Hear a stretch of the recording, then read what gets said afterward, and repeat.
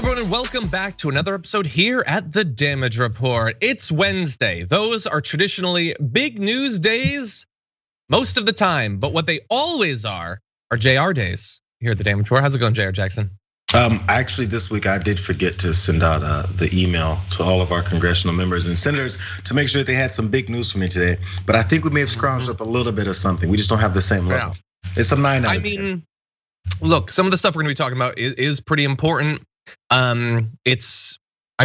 important is it? It's the only stuff Donald Trump cares about these days. So that'll be interesting. And obviously we're gonna start off once again talking about vaccine patents, which is the sort of sexy topic that brings in the views, but it is incredibly important, which is why we're really hammering on this story. So we're gonna be talking about that in a little bit. We've got what do the people think about this nationwide fight to restrict voting rights, and the DNC starting to take the next election pretty seriously, but I have my concerns. So we're gonna be closing off the show with that. So definitely stick around for that. But until then, thank you for being here, everyone. Please hit the like button if you. Sorry, I'm sorry. Go ahead, John. No, now I can't. What were you gonna say? Well, I mean, hit the like button, subscribe, please, and all that good stuff. Make sure we get to the numbers up on the TDR live thing, and maybe we'll actually get John's dog to show up today because we're all sick of seeing Sprocket. Now that we got true. That's not true. Now that we got the business part out of the way, I just want to make sure we have an update to the inaugural episode of Jayar's Candies. There's some new stuff out today, you guys.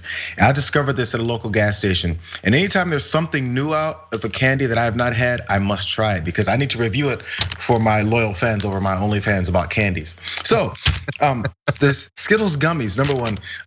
They captured the best flavor of gummies because it's the wild berry ones, and it's gummies, and it's very, very, very good. I have to make sure you guys know that.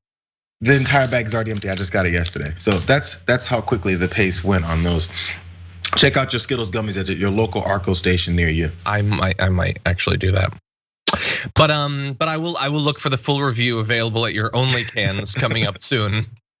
Anyway, they call my Only Candies site. I'm watching for the super chats to come in. I'm a little bit worried about what happens every time you talk about that. But anyway, thank you everybody for being here. Please send us messages, comments, questions, concerns, all of that. We've seen some super chats come in already, and we'll be reading those as we go. But with that, why don't we launch into first story of the day? Let's do it. Basically, as we're recording this, the WTO is going to be considering whether there will be a change to the patents that have been sort of put in for the vaccines that are being used to fight against COVID-19. Will they be changed? Will waivers be made? Will the countries that are currently being hit the worst in this pandemic be able to domestically produce the vaccine? Well, we'll see. But what we do know is that the people are in support of a change. A new poll finds that support for government action to compel the sharing of vaccine recipes in Italy, it's at 82%, Canada 76%, United Kingdom 74%, Germany at 70%, and the US is at 69%, which is not nearly as nice as you might think. Why are we at the lowest end of that? Maybe it has to do with the fact that we got our vaccine, so who cares what happens to everyone else? But look, even so, 69%. Is really up there. There does not seem to be a lot of disagreement on this topic, Jayar. Yeah, it does. You said 69% does sound like a pretty good number. But again, we always talk about how the world's leader, we're the world's leader, the world's leader, the world's leader all the time. We have to show it every once in a while that we're the world's leader on good things, not always the world's leader on destructive things or even self-destructive things to ourselves. So sure, I don't think we should complain way too much over the number, but we should also have some ideas the fact that we're on the lower end of what many of these larger, more wealthy countries are sitting at, and kind of notice that we shouldn't be that low on it, you know? Yeah, and look, I would argue we're at 69% without really a high profile domestic case being made for it. Like, Biden has said, we showed you the video yesterday. If you didn't see it, go yesterday on the channel. You gotta watch that video. He was super clear that he wants this to be done, and yet he's not really talking about it right now. And we have some ideas why. New reporting from inside of the White House says that there are divisions within the Biden administration persisting over whether to ease some patent restrictions on vaccines, according to people familiar with the matter, as the president nears a decision on loosening some intellectual property rules on pharmaceutical products. So at the same time, the WTO is considering it. They're apparently trying to decide what to do. So there is this division. So what are the different sides? Well, the patent debate has pitted some of the administration's health and development experts against those inside the White House who are wary of angering major drug manufacturers like Pfizer and Moderna. Okay, so really fast, I wanna focus on that. And this is more about how these sorts of articles are written, because this is not an op-ed, straight reporting. And yet, oh God, the perspective on that. To pit those concerns as being wary of angering drug manufacturers, rather than saying there are some people who are totally cool with the profit motive of these corporations being what drives government policy rather than a consideration of the people that will die. That is just as accurate a read of what's going on. I would argue more objectively accurate. And yet that's not what makes it into the article. Instead, it's they're wary about things. It's about things being loosened or tightened. It's not about profits over people driving the administration. Others inside the administration are concerned at the optics of Biden reversing a pledge he made as a candidate to absolutely positively commit to sharing vaccine technology if elected president. And some have voiced concern at appearing overly differential to big pharmaceutical companies against the wishes of progressives. So concerned at the optics of Biden reversing a pledge. No, just like, it might look bad if we were gigantic liars. That's what that means. It's all of it is just, everything's 10 layers of invisibility cloaks on the actual meaning of the story. But anyway, those are the sides, Jayar. What do you make of it? Yeah, I mean, those are the sides, and those aren't very surprising, honestly. As much as we like to think that this is all being rolled out so well, and we're thinking about all these other countries and the world getting beyond this pandemic and our part in it.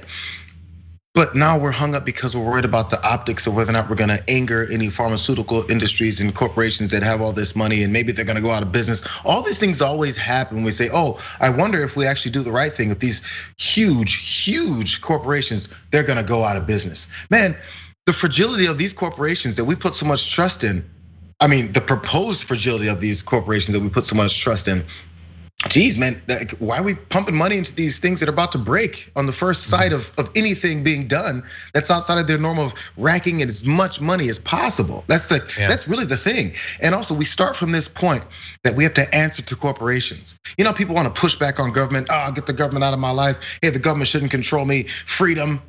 Well, the government is has always been worried about these corporations, what they're gonna do to them if they disobey them, or if they cross them, or if they make them angry. Who's the boss of this country again? Like, is this democracy? Unfortunately, the bosses are the boss. Yeah. Unfortunately, yeah. We tout this democracy we've got, but then we will openly say our democracy is worried about corporations being angry about what we do in a democracy. So who's in control here? Yeah. Well, we're gonna find out. We're gonna find out with the WTO internationally. We're gonna find out with what Biden says.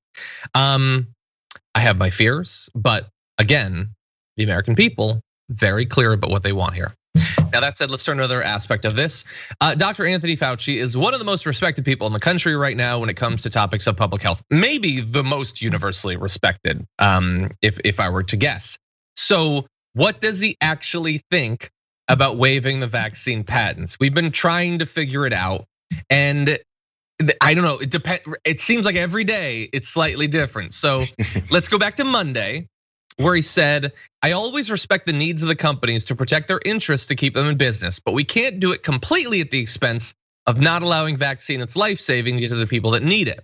You can't have people throughout the world dying because they don't have access to a product that rich people have access to. So that's pretty good. It could be a little bit stronger, but especially the last part, very good. We can't let tons of people die, and they will. India had nearly 4,000 deaths yesterday, 400,000 cases still. It's still 400,000, not actual cases, results of positive tests. Like God only knows how many people actually are getting it every single day. But anyway, that's what he had to say on Monday. That said, we know that in the White House, there's divisions and there's this big back and forth and all of that. So is he advocating for that? The evidence is not quite as strong because when you really get into the nitty-gritty of what should be changed, he starts changing his tune a little bit from the moralistic, we can't let profits, reign as people die, to the what would the actual timeline be like? So he had apparently told the FT earlier this week that he was agnostic about how to boost a vaccine supply to developing countries. He added going back and forth, consuming time and lawyers and a legal argument about waivers. That is not the end game. People are dying around the world and we have to get vaccines in their arms in the fastest and most efficient way possible. He said that he was not wedded to waiving patents and did not want anything to stand in the way of getting vaccines more quickly. Quote, if you take too long, people are going to die. There are other ways to ramp up vaccine production around the world. So that's like from these companies are greedy, poor people can't afford it, we have to give them the vaccine, to maybe there's something we can do. I can't say for sure that that's a result of conversations that are going on in the White House, but it feels to me like that's what it is, because Biden had been really clear. He had been really clear, and now everything is very far from clear. Well, yeah, because now the money is now speaking. So this is part of the problem you get when you cross like a profitable business or a capitalistic system, where these businesses are supposed to be there to develop things for science and technology purposes, or vaccine distribution, or controlling a virus that's going across the entire world, because their motive is to make money, right? And the people that will back that would be like, well, they deserve to make money. But before that, are you the same people that said, hey, everyone should be vaccinated, everyone should be somehow we should get everyone under control of this so it doesn't continue to spread and kill more people? Because there's this moral responsibility to it. I'm not sure if it's considered responsibility or if it's just considered like a line that we say. So even just in our country, when we like to talk about how much we need to make sure that everyone is vaccinated, everyone's on the same page. Even before the vaccine came out, everyone's wearing masks. We're following social distancing guidelines, washing our hands, closing certain places so things won't spread as much. If we cared about all that, why is it suddenly we're closing the door on that happening across the world? It goes back to our normal, and Donald Trump came down that damn escalator and started preaching isolationism. So are we still isolationists on this when it comes to not helping the rest of the world control the virus? Are we on board with that, or is it only with our country? And then we close our doors and build a wall at our borders and make sure no flights come in, because that's what we're upset about too. So when we start worrying about corporations making sure that they're having control of all this money and not providing any more information across the world to control this, it kind of comes back against your original moral thought of we need to control this because people are dying across the world. Oh, okay, we got it under control here in America, so F the rest of the world. I mean, if that's your stance, that's your stance, but don't act like it isn't. And that's generally, I think, I would expect a lot of Americans would be perfectly fine with that. Whether they would ever vocalize that or explicitly think it, they will start to care less, which is why, I think it's good that the media is focused so much on what's going on in India to try to get people to not just be like, I guess I got it, it's not so bad. Although again, the poll shows that people are okay with the patents being waived. That said, what is going to happen, we don't know for sure, but in this CNN reporting from inside the White House, they say one option that has emerged is using the patent issue as leverage with vaccine makers to nudge them into ramping up global manufacturing capacity and donating or selling doses at drastically reduced cost. So I love that. It's like, okay, so we as a government could get rid of the patents, we waive them, and save a ton of lives, generate untold international goodwill. We could do all of that, that's within our power. Or we could nudge them. You just give them a little nudgy. Maybe they'll do something okay. Maybe they'll sell it cheaper. We do that. We're only the most powerful people in the world. We'll just, that's what they might do. And honestly, yesterday on the show, we were talking about Moderna's pledge to, the headline version is give 500 million doses worldwide, which is the headline version. The true version is 34 million doses by the end of this year, the rest of it next year. And oh, did we say give? We mean sell at lower rates. That I don't understand. So the actual story is business pledges to sell its product.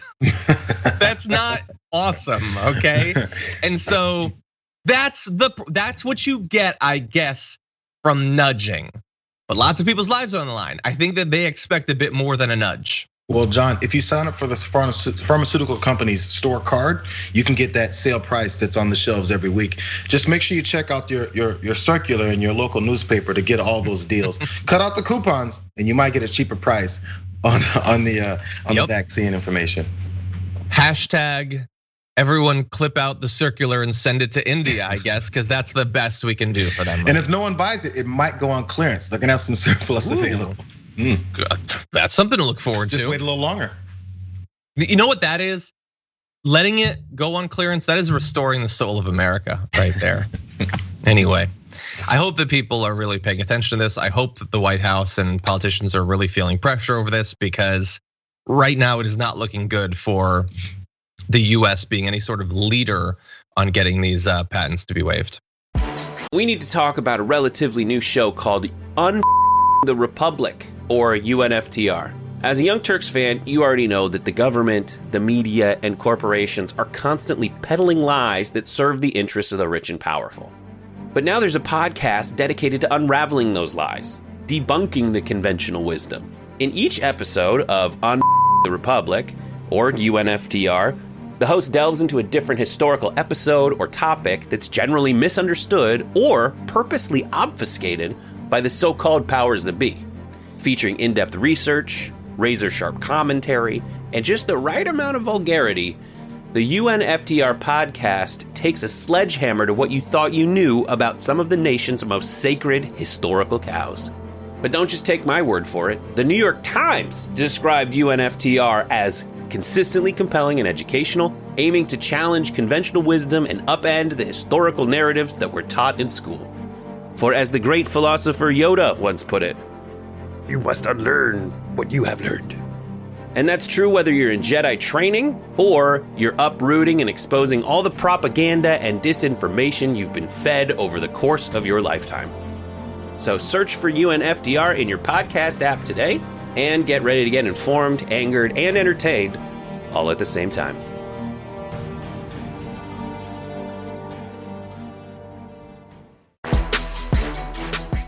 Not that long ago, Facebook actually did something about Donald Trump after helping to signal boost his lies for years and years while making tons of money off of it and allowing him to lie in campaign ads.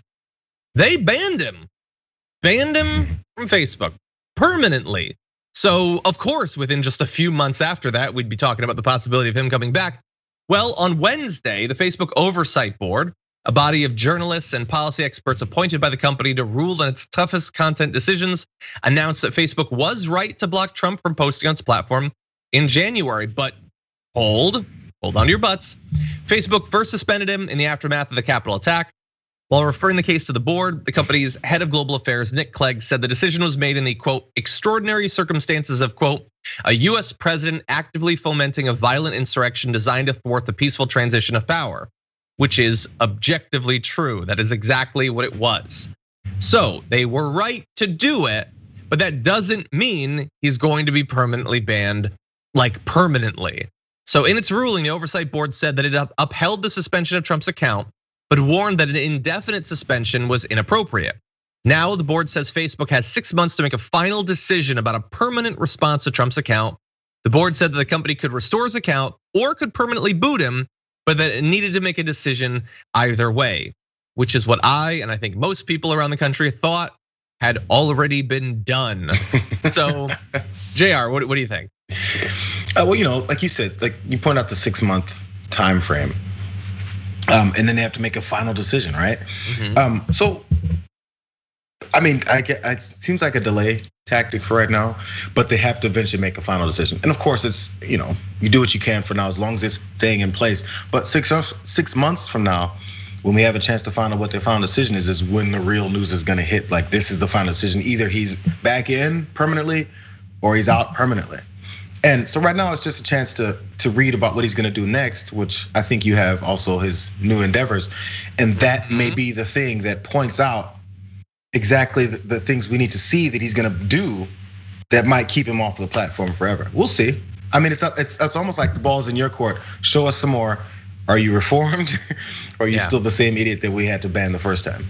Oh, and we have some evidence to that area, which we'll get to in one moment. But first, and this is like they're basically saying You guys have to decide. But they do also say, and this is kind of weighing in a bit, while all users should be held to the same content policies, there are unique factors that must be considered in assessing the speech of political leaders. And I know exactly what they mean by that. They mean this BS argument that, well, if you get elected, you get to lie. They can gussy it up and gild it and whatever they want, but that's what they mean. I would say, okay, let's say that I agree that there's unique factors that must be considered in assessing the speech of political leaders. Not about their rights, but about consequences. Because if rando Jim Bob lies, that may be bad in some sense. It's probably not gonna lead to an attack on the Capitol. I would say we need to be more restrictive, have a higher standard for these politicians. They want their position to mean that they effectively have immunity, like for their entire time on the platform. How about this? No, you have more power, and with that comes, as we were taught as kids, great responsibility. So you should be held to a higher standard.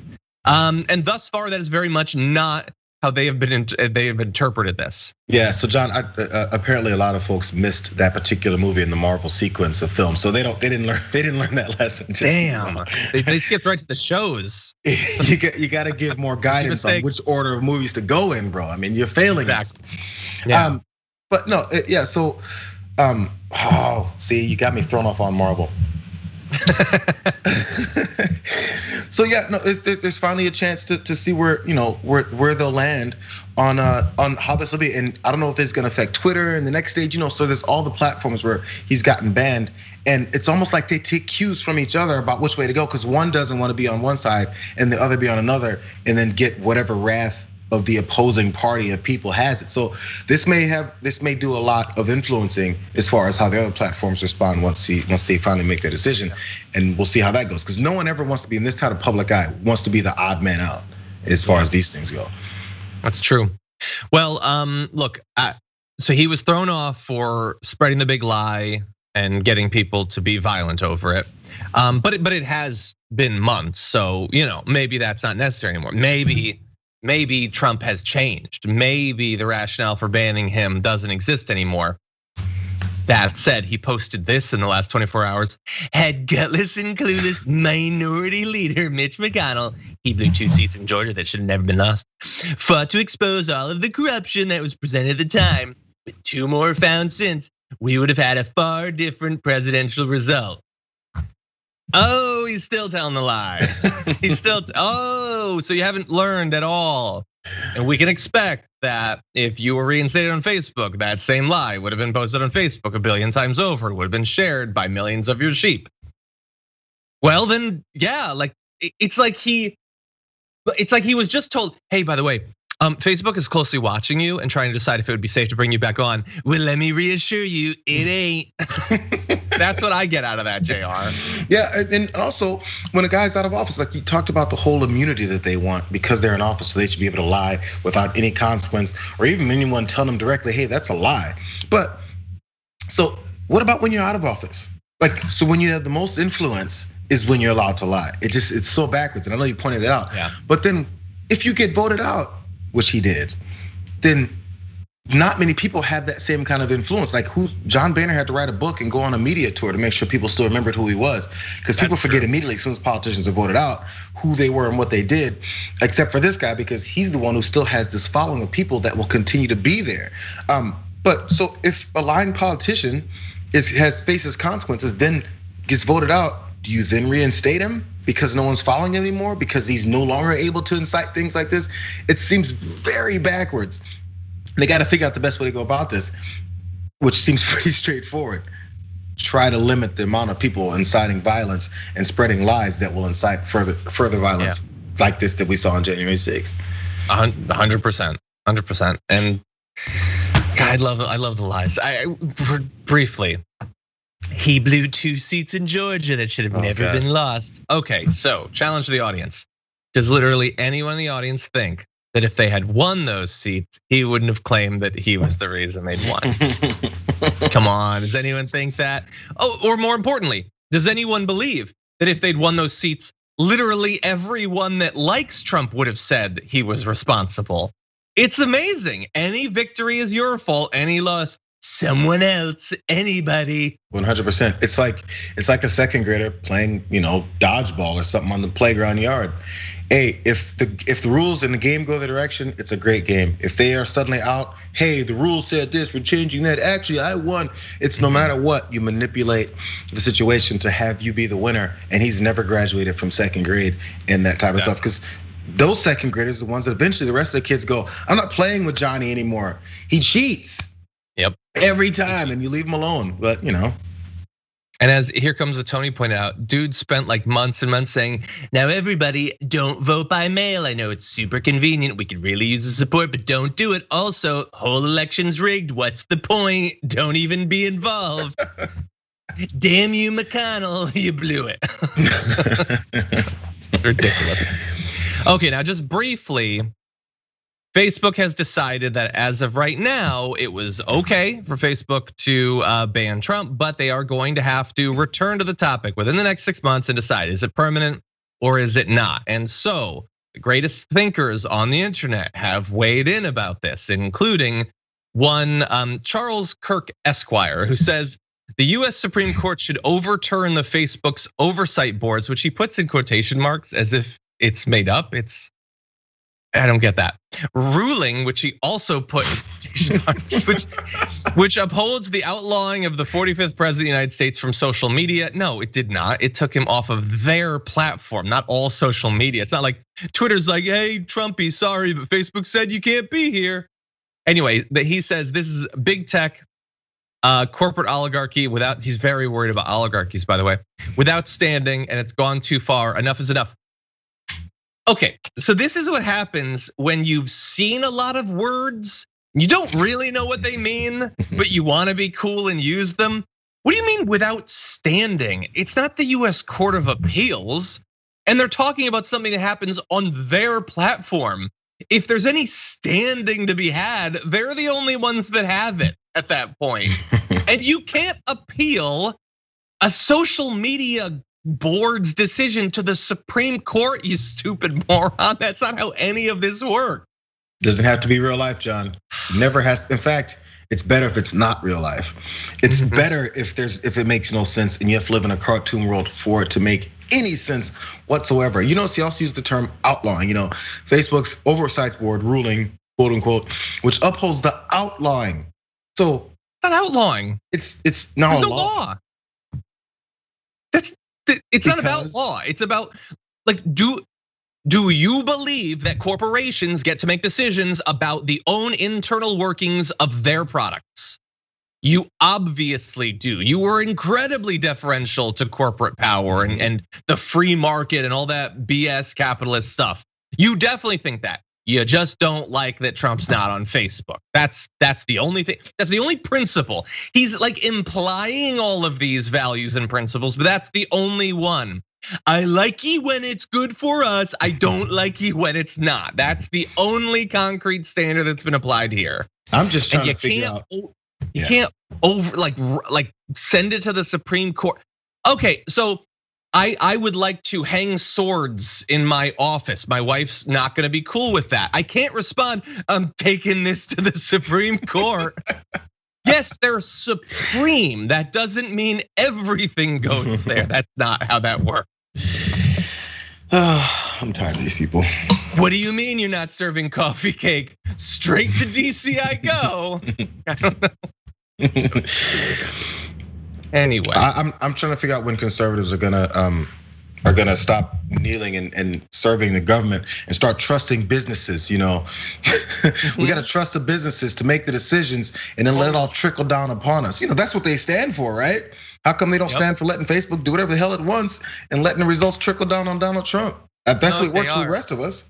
They're not in favor of judicial activism. They just want the Supreme Court to tell a private company that they have to let Trump post messages again. Anyway, I forgot that it's actually about to get stupider in this story. Oh, yeah. I completely forgot. So I keep waiting for it, John. Oh God, we're gonna read some comments and then dumb meets dumber. We've been hearing rumblings about Donald Trump's next move, and it was supposed to come in form of strike back against social media for having dared to ban him, cutting off his direct communication line with his millions and millions of devoted cult followers. So he was gonna do something. Is it Trump TV? Is it taking over Parler? Is it his own right-wing Twitter? Well, he's got something now. Months after getting banned, the former president on Tuesday unveiled a new website that will allow him to communicate directly with his supporters from a blog called From the Desk of Donald J. Trump. The desk, usually meaning toilet. Anyway, we have a shot of the new project, the just launched revolution in presidential communications. It's a blog. It's like, it's a really simple looking blog where he posts sort of tweets. Long tweets. The whole thing. Can we show that again? Because that's the whole thing. Like that photo, that's it. It's been months. Dude, like you should have looked into Squarespace, man. You could get an awesome looking website up and running in like a day or two. I've done it. Go to johnidirola.com. That's yeah. Space right I was there. gonna say at one point, I think Squarespace had a deal. We had like a promotion with them with TYT. We did. Hey, Trump could have easily logged on, but Squarespace.com/TYT and get his discount. Maybe like a Tumblr or something. What was taking so long? I'm just proud it doesn't look. I'm proud of him that it doesn't look like a website around 2001 where it's a black background and the writing is yellow, pink, green. I think he was overruled. But like, so the former president, okay, so every president has what their thing is gonna be. So for instance, Jimmy Carter decided, you know what, I'm gonna annihilate illnesses. So he's been off doing that for decades. And apparently also shrinking gradually year by year because he's now pocket sized, according to photos I've seen on the internet. Obama's doing whatever it is that Obama's doing, producing content for Netflix and all that. Trump just wants to tweet, man. It's the only thing he wants in his life is to send tweets. That dude, we know some very online people. Some of the biggest friends of the show are incredibly online in that way, but nobody loves Twitter more than Trump. And so he's like 1% replicated the experience. So that's what it's like. You can read about warmonger Liz Cheney by like going all the way over to his website. Like that sucks. I mean, it's not on Facebook, it's not on Twitter. You have to go to his website to see one Twitter feed. That blows. It's the best he can do, and maybe it'll work because that's the level of insanity that many of his followers have. And you know what? The thing about him being deplatformed and banned from these sites, it really may be, and it seemed like an exaggeration. I feel like I either thought it before, I know people have said it, that being banned from Twitter especially is like the worst thing that ever happened to him, personally to him, in his own brain. Because I mean, the whole thing about running for president, being president for 4 years, trying to nearly destroy the entire country, all that was just the buildup to him then having enough people that will actually hang on to every word he tweets. And he lost that at the end. He's like, oh, I was president just so I could be a Twitter king. And now you took me off of it? That's his only motivation for anything is get attention. He needs attention, he needs attention. He needs attention from his very loyal supporters. And if they're not able to give him that, it's like you're cutting off his blood supply. That's all he's got. So he's trying to find some new way. This is his IV. I agree. Now, let's go back to that photo. So what he liked was being able to send his messages, but also them getting likes and replies and retweets. Right. So he can't retweet anyone there because he doesn't see anyone else's stuff because it's not Twitter. He can get likes, I guess, but that's definitely gonna be less than before, right? And then look at their attempt to be clever. So it's got the little button to share on Facebook and Twitter. I mean, if Facebook and Twitter doesn't stamp that down in like 3.5 seconds, then that's gonna be a bit suspect. Dude, that is not as clever as you think it is. Well, I'm not tweeting, they're just tweeting the things I say. And honestly, I mean, there's like a 2% chance it'll work because some people have been able to share his presidential statements that are just tweets. But this is literally his attempt to replicate Twitter. Like they have to break this. Can we do a poll? Is Brooke on Twitch? Can we set up a poll? Is Twitter going to allow Twitter shares from his faux Twitter? They can't allow it. And you know what? We'll see. For the sake of fun, I think they will. Or they'll miss it, or not even miss it. I don't know. It'll be a nice loophole, and maybe he's successful in this part. I mean, maybe it's a small victory, I suppose, huh? Okay, well, as that poll hopefully goes up, we're gonna turn now to the reactions. So we'd all been waiting to find out what Trump's revolution in personal communication was going to be, and it turns out it was like a GeoCity site. So the reaction was interesting online. Aaron Rupar tweeted, "Trumpers should just join Trump's new communications platform." Oh wait, I'm being told it's WordPress blog. Yeah, it had been talked about as if it was gonna be either competition for Fox News or competition for Twitter. It's I guess competition for my website, because technically you can send me messages on that, and I think it has a feed to my Instagram. My website has more functionality than the website of a billionaire former president. But anyway, Jill Krajewski says, live look at Trump's new blog, oldcoot.com, why today stinks. That is all it's gonna be. Best case scenario, that's gonna be what it is. And so some of you might think, okay, well, Twitter's easy to go to. I just go to Twitter. I don't even know where do you go to get to Trump's? Well, it turns out it's available at www.creedthoughts.gov.www/creedthoughts. So it's not that hard, really. It's mostly just a Google Doc. But anyway, it is available.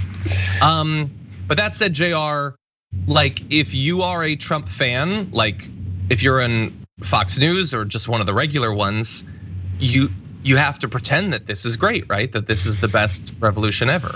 Well, yeah, because again, you got to promote it. He needs the attention. He needs people to actually be on board with it. If enough people aren't reading it, or it's not being spread around enough, each of his messages each day, it's a fail. So the launch has to be big. Like with anything else, the launch has to be big enough that people will glom onto it. And maybe it'll start off with a little bit of spreading of his news and his thoughts every day. But I get the feeling it may die down a little bit, because this extra step of going to his blog, then sending it over to Twitter, and then Twitter having the interactions there, I don't know if enough people are committed to that. Enough regular people. He may have staff trying to push that, but enough regular people to really fuel it.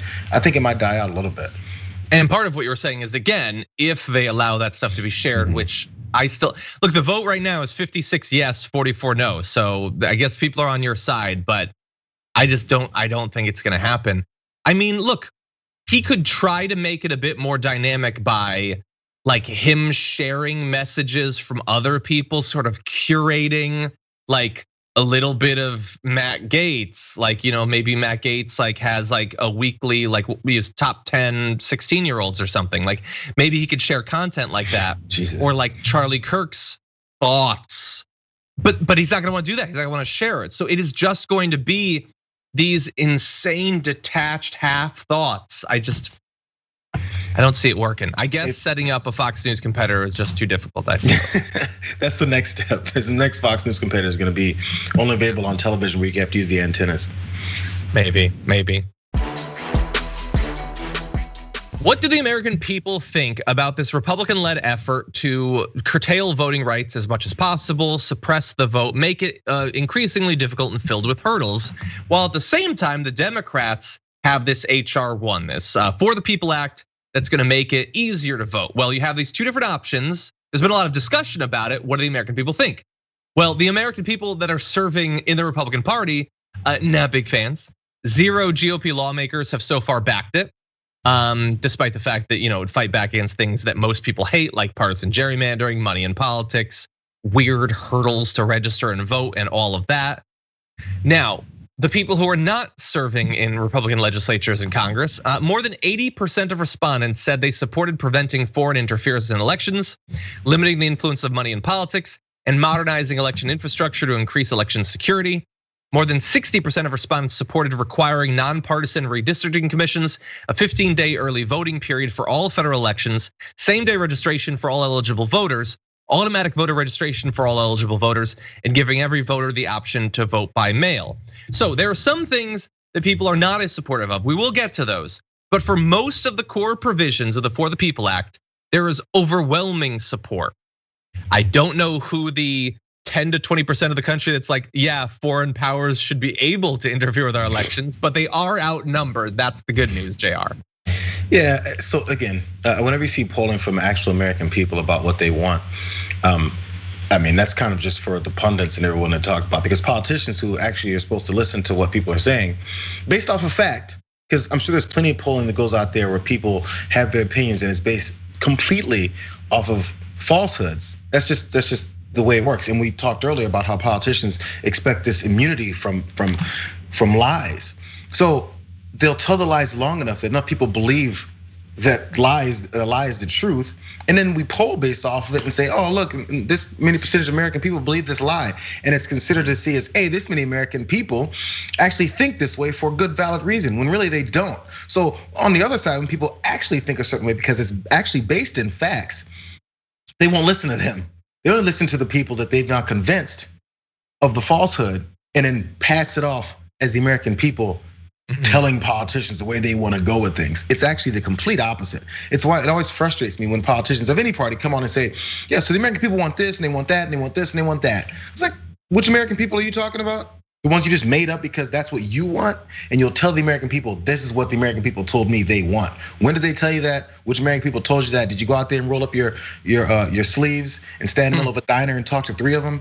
Like that's the way that we push these types of things, and then it gets into our brains because you're like, oh, I saw it on Fox News. There was a politician standing in a local restaurant in Arkansas, and 3 of them with cowboy hats on said this. Therefore, the American people think so. It's just, it's outrageous. And these guys want to be on TV. They want to be seen and heard as these people who support this politician. It's a bit of an annoying cycle. But I mean, I'm sorry, I went on that full thing on it, but it's just the way these pollings end up getting interpreted by a lot of these folks that tell us what it means.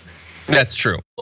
Maybe I'm one of those people. I don't know, but I'm gonna try to tell you what I think it means. But yeah, look, there's a lot of issues where it's weird that what the American people want, whether you're trying to assess that via polls or watching the results of multiple elections in a row, it's weird when it's not considered. But like whether they should be able to vote and how difficult it should be seems like one of the things that their input should be most directly influencing, and yet it doesn't at all. It's entirely based on politicians trying to protect themselves, protect their positions and all of that. Now, let's go to some of the ones that we're gonna sort of move down into areas where there isn't as much support. So let's see, the poll also asked about a competing redistricting reform proposal, not currently for the People Act. So this isn't actually in the bill, setting proportional standards such that if a party wins about half of the votes in a state, it should win about half the seats. This got less support than any of the other provisions above, but was still backed by 51% to 34% who say they oppose this. Now, some of the provisions of the For the People Act would actually help to accomplish that goal without explicitly being about it.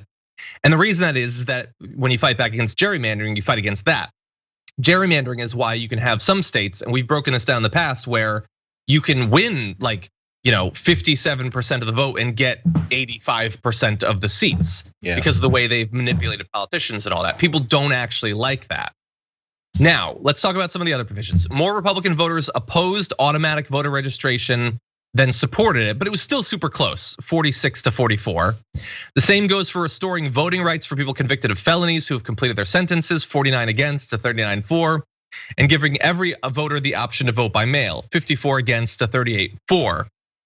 Now, look, we could say they're just saying that because Trump told them to, but that said, they do seem to believe it. And it is convenient that they're like felons shouldn't get to vote, like that it should be up to them that these other people who are not in jail can't vote anymore. It's just amazing. Like anyway, so there are some things, Jayar, that they're clearly not for these Republican voters. But even they're not as opposed to it as you might think. Yeah, well, that's because it's a competition in your own brain of what makes sense versus what am I thinking my politician that I think I support, and also he or she supports me, and we have this nice relationship based off of it. It's weird because this isn't just a Republican thing. We've corralled voters and political thinkers in the country as these groups, and if you don't go with the group think, you're a dino, you're a rhino. And people are so afraid of being called this opposing figure within their own party.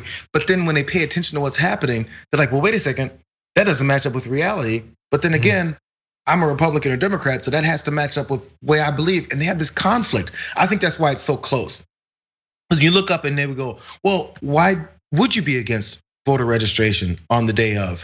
Why would you be against shutting down gerrymandering from either side? By the way, this isn't just a one-party thing. From either side, gerrymandering, things like that. Allowing ex-felons who've been released from prison to allow to vote again. I get why people be mad about all that, but do they get why they're against that? So ask the very next question. Not that the poll should, but maybe it could. So why are you against felons being able to vote? Why have they been released from jail in the first place? What is it you think they're gonna do? Because I don't think people think to that next step. All they think is, well, I'm supposed to think that way because that's the way I think. Yeah.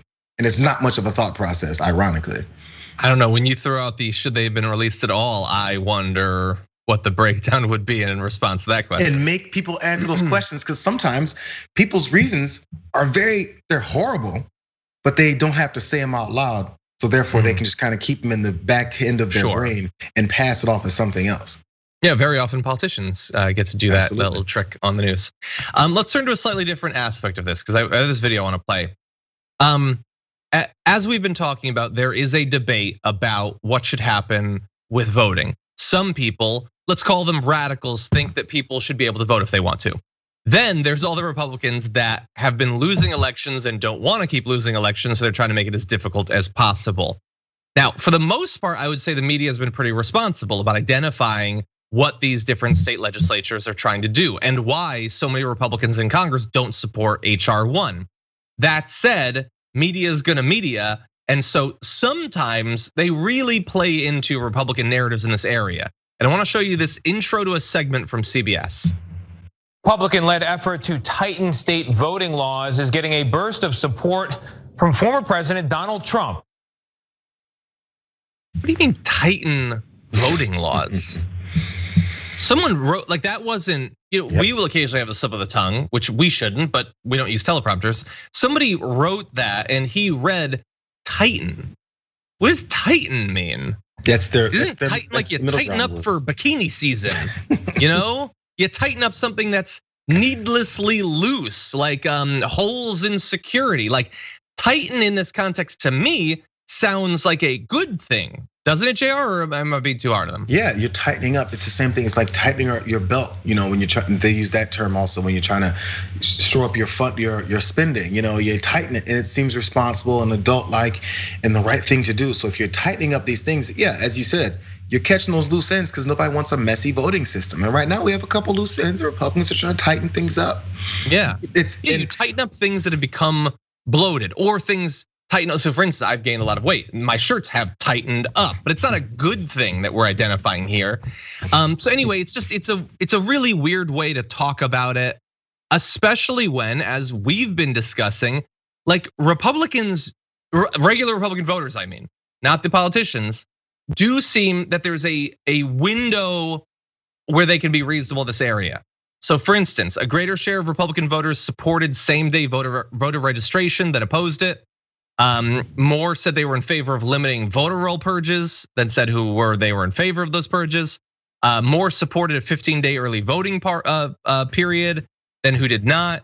Like they're not the same as their politicians on this topic, which is important. We need to communicate well to make sure that if there's gonna be a big national debate, that they are responsive to their politicians. But if the media starts to just use whatever narrative, whatever terminology the Republican Party wants, then I'm worried that this opening could sort of wash away. And it could go down to just who's in power. If it's a Republican state, they can tighten it all they want. And we'll see what the Democrats try to do nationally. But it seems like a wasted opportunity. I feel like considering the stakes, they need to be more responsible in this area. Yeah, well, they don't.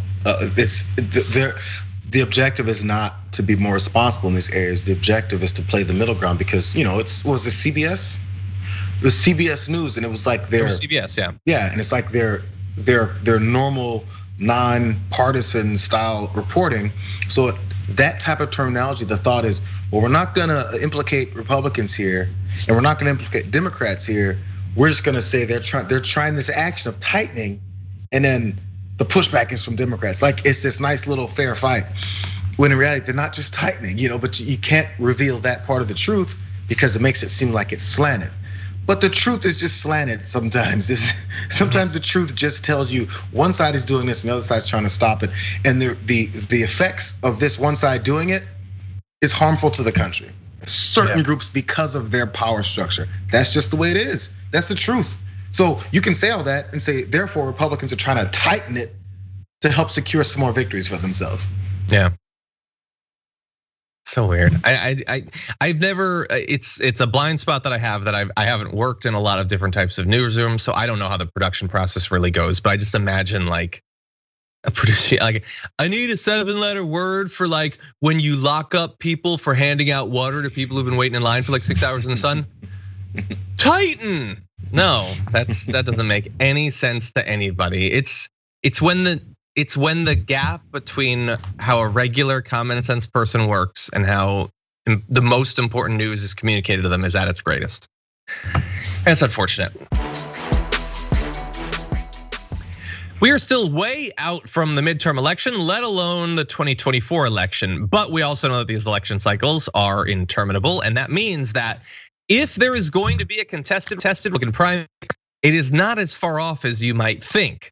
And the DNC wants to be ready. So we got this little update on the process from Politico with their reporters saying, with Donald Trump proving that traditional resumes aren't a requirement for the GOP, the DNC says they are digging into a wide range of people, from current and former elected officials like Florida Governor Ron DeSantis and former UN Ambassador Nikki Haley, to unconventional candidates like Fox News' Tucker Carlson and Minnesota Pillow Man Mike Lindell. DNC officials believe social media has made the barrier to entry lower for presidential candidates and that there will be a crowded field again if Trump doesn't run.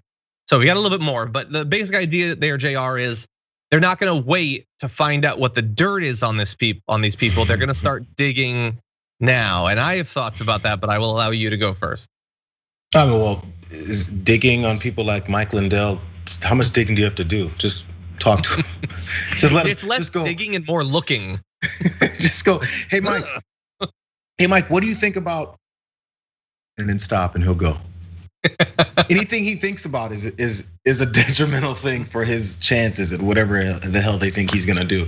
But no, I do get the idea as far as like the barriers have been taken down over who could have enough of a spotlight on themselves to promote themselves enough to run for president or even any other political office. Because we see it all the time. Even the governorship, every time it happened back when even Schwarzenegger was governor out in California, people, I think, many more people that maybe wouldn't have been pointed out as being potential candidates for the spot got those types of that type of attention just because you have a bigger platform just in general if you have enough followers behind him. So I mean, look, I saw something about wasn't Disney characters, somebody who was like, a couple of people were like Disney characters or entertainment kids who grew up a little bit, now they're gonna run for office. And I was like, geez, now That's So Raven is gonna be like the next political like standard for what we're gonna. That's so POTUS. It's crazy. I don't know. I guess it's anyone can. I mean, look at the California recall. It's like, I think there's a bear running. I'm pretty sure I saw a bear running for governor yesterday. So yeah, you're right. For some of them, it's fairly clear. My question, I guess, would be, what is supposed to count as dirt at this point? What could you find that would truly matter? I guess we're sort of gambling. We're rolling the dice that, sure, there's some people that don't seem to be sinkable no matter how horrendous they are, but maybe others will be. Maybe, but I don't know. Like, Mike Lindell is he is the craziest person in any room he's in, and everyone knows it. Even the number 2 craziest person knows how crazy he is. Tucker Carlson, everybody knows how terrible he is. That's why he has an audience. The calling Iraqis semi-literate primitive monkeys and immigrants make the country dirty and all that. That isn't something to be unveiled. That is why he has an audience literally at all. Maybe people like Nikki Haley. Maybe Ron DeSantis has some stuff in his past, but I don't know what you're gonna find out about Ron DeSantis that is worse than his willingness to allow the people of Florida to die needlessly during a pandemic. We already know this stuff. We know it. The voters don't seem to care about.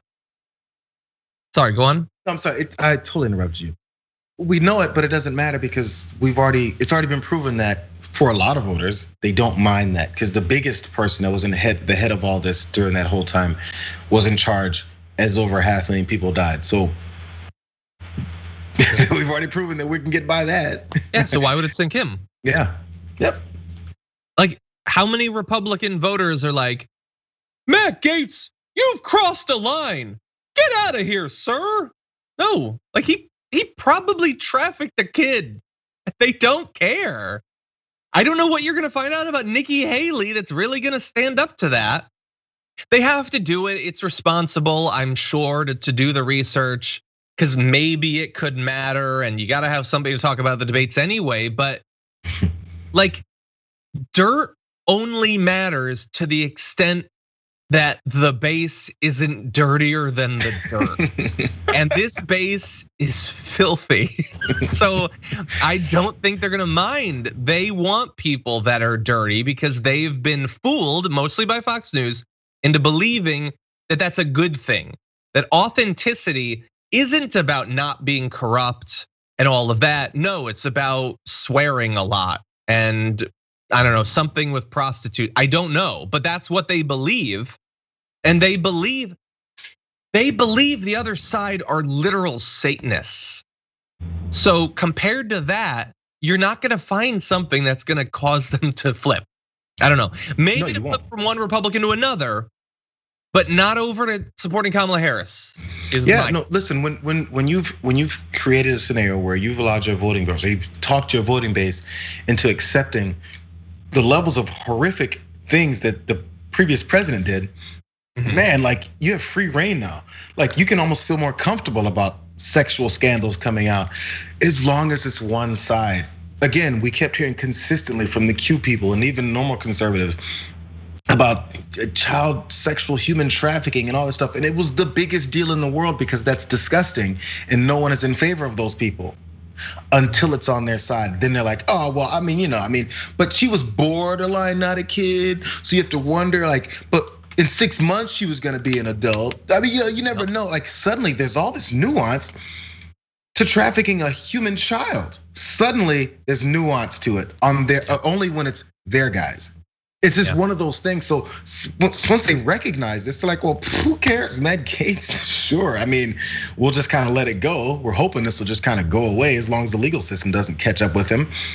But now we have a scenario where as long as one side is doing nefarious things, the other side can't do it, but we can. That's the scenario they've set up now.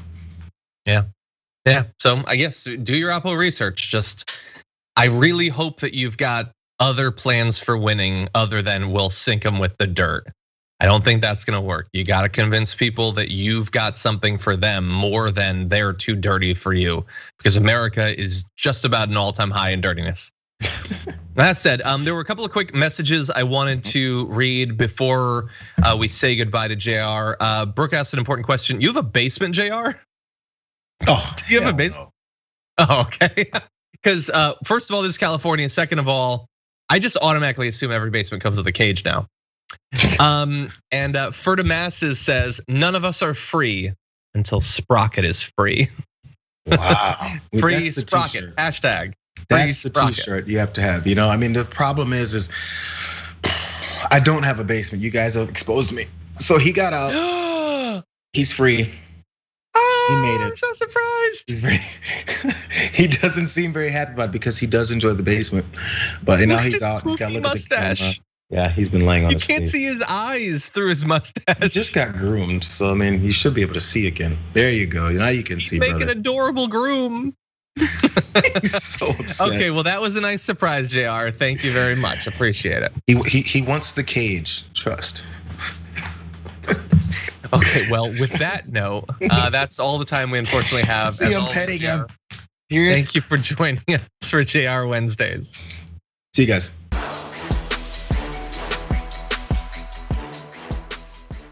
Thanks for listening to the full episode of The Damage Report. Support our work, listen ad-free, access members-only bonus content, and more by subscribing to Apple Podcasts at apple.co/TYT. I'm your host, John Adarola. I'll see you soon.